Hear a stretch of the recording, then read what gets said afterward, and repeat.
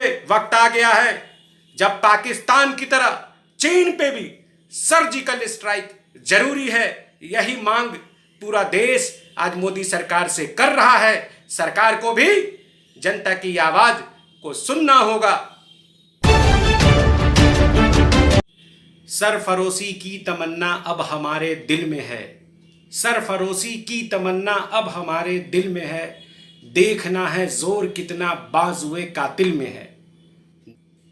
चीन के साथ झड़प में जो हमारे 20 सैनिक वीर सपूत शहीद हुए हैं, आज उनके बलिदान को नमन करने के साथ चीन से बदला लेने का समय है।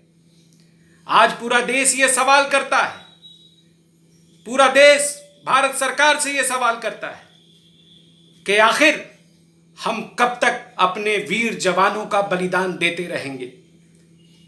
चाहे पाकिस्तान का बॉर्डर हो या अब चीन, 1975 के बाद यह पहला मौका है जब चीन की सेना ने अपनी नापाक और कायराना हरकत से पूरे देश को दर्द दिया है।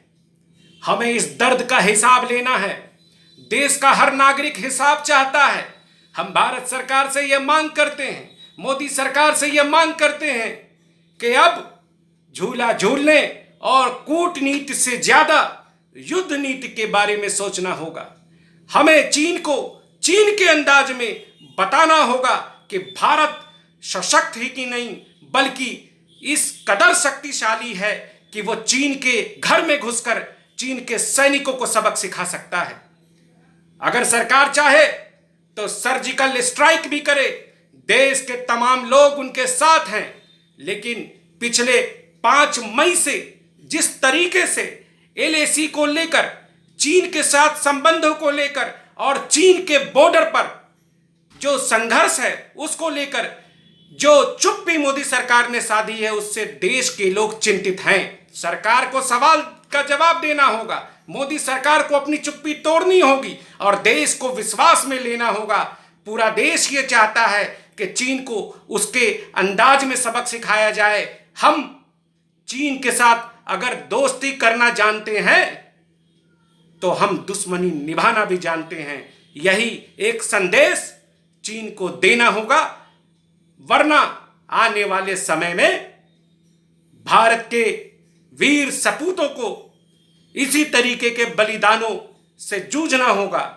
इसलिए वक्त आ गया है जब पाकिस्तान की तरह चीन पे भी सर्जिकल स्ट्राइक जरूरी है। यही मांग पूरा देश आज मोदी सरकार से कर रहा है। सरकार को भी जनता की आवाज को सुनना होगा।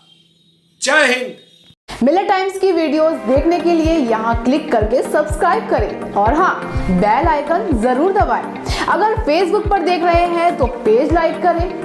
ताज़ा तरीन खबरों और मज़ामीन के लिए विजिट करें हमारी वेबसाइट www.millettimes.com।